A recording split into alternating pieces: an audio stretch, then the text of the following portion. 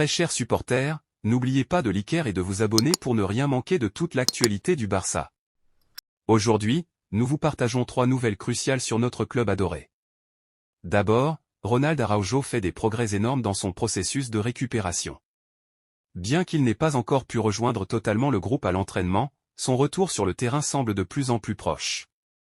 Pour le Barça, c'est une excellente nouvelle, car Araujo est un pilier défensif depuis sa blessure au tendon de l'ischio-jambier du côté droit, subie le 7 juillet dernier. Les fans, impatients de le revoir, savent bien qu'Araujo représente plus qu'un joueur.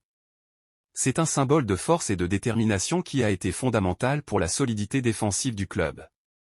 Sa récupération inspire confiance et enthousiasme, et Santiago Oval de la Cadena Ser confirme qu'Araujo est en excellente forme physique.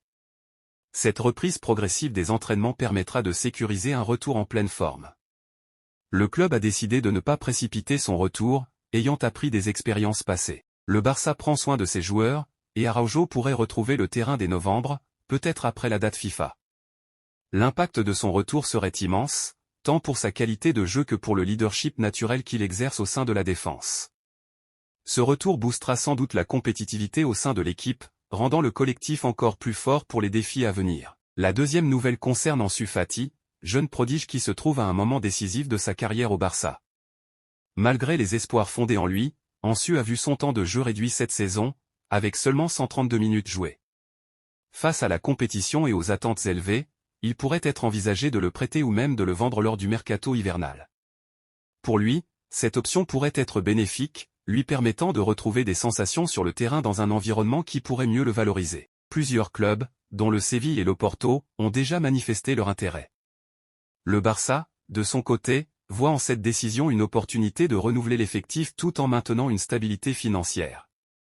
Les supporters comprennent que ces choix sont parfois nécessaires pour permettre au club de progresser.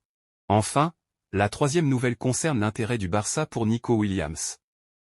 Ce jeune talent, dont la clause libératoire s'élève à 62 millions d'euros, attire l'attention de nombreux clubs européens.